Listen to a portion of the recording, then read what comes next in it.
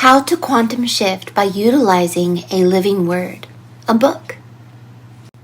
When we get stuck in a timeline, we often get stuck by being polarized. Being polarized is being outside of a divine flow or outside of being nothing. When we learn to become nothing, we learn to become everything. And we get polarized through fear, anger, pride, shame, unforgiveness. And it's easy to get polarized. To unpolarize ourselves, it takes more than just meditation, yoga, or telling ourselves that we forgive and let go and releasing emotional attachments. Sometimes we need a living word. A living word is written by a master who understands how our brain works and how to shift us through symbology, numerology, sacred geometry, and imagery. The Wizard of Oz is one example where Dorothy was in an old timeline. She found herself in a new timeline. And the spiral, the 7 colors of the rainbow, the Wicked Witch of the West, the Tin Man, the Scarecrow, and the Lion are powerful imageries, numerologies, and even sacred geometries which shift us. It's like a living word. As you read it, your brain shifts neurological pathways and our energy shifts, and we're able to dissolve and shift with a divine flow. And sometimes stagnant energies in our chakras become released. This is why Dorothy had 7 colors to the rainbow for your 7 chakras. It's why Harry Potter had the 7 Horcruxes and the 7 series in his book. So many stories are written by masters to help humanity shift out of a very limited reality, which enslaves us and keeps us deceived.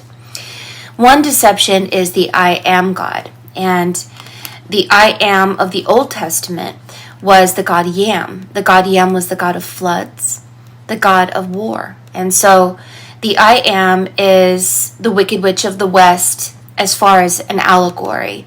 The allegory is that the Wicked Witch of the West is WWW. It's water, wattage, and web. The ancient Egyptians knew about being a master of the web, the master of the net. When we are stuck in the web, when we are stuck in the net, we are polarized through fear, anger, unforgiveness, and we have stuck energies in our chakras.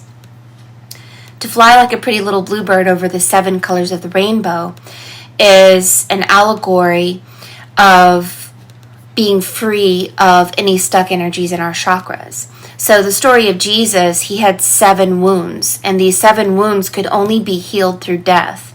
Dying before we die is essential to being a master of the web or the net, where Jesus said, let us be fishermen of men. Let us cast our nets and be fishermen of men. Jesus was part of this Egyptian mastery. And this Egyptian mastery masters the god Yam, the god of war and flood, and helps us to leave the mirror illusion, which is the water.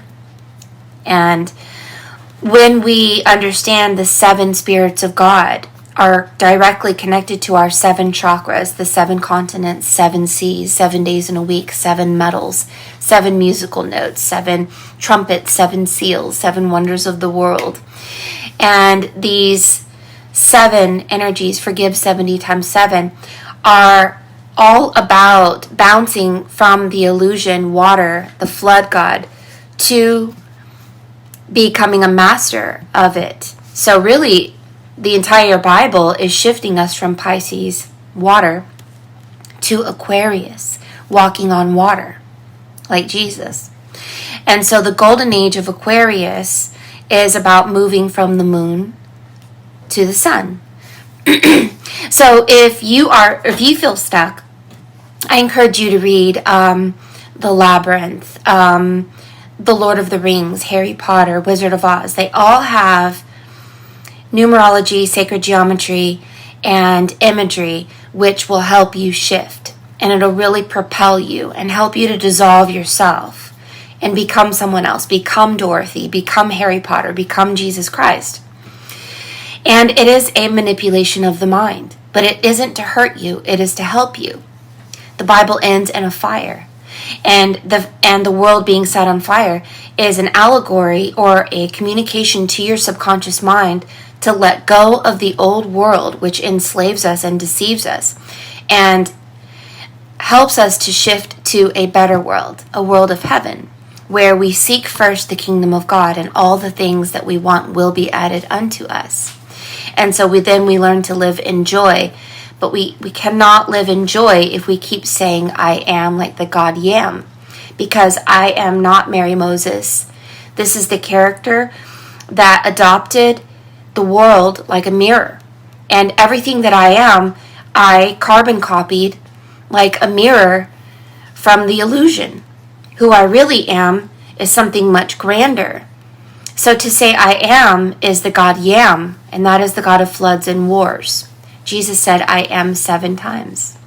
So he died of his 7 wounds. We have to die of the I am, die of the Yam, and rebirth as nothing. And when we become nothing, we become everything. Then we become a master of the net. So if you want to write a story to help humanity to shift and to learn to become nothing and to become a timeline jumper,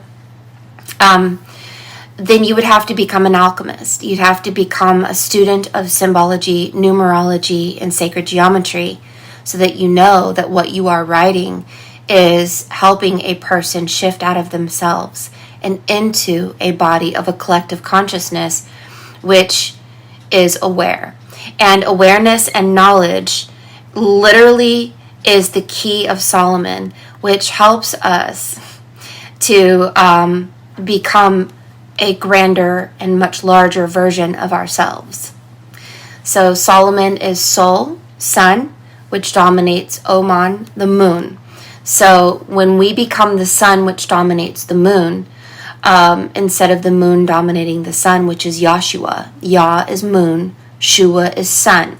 So Yahshua is a reflection that the Yah God, Yahweh, Yam, Yahshua is darkness and ignorance dominating knowledge.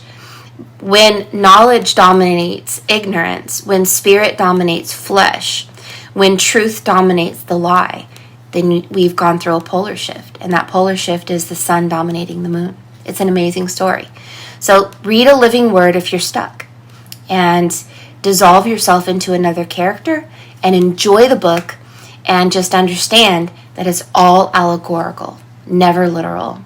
If you want me to do a part 2, I will.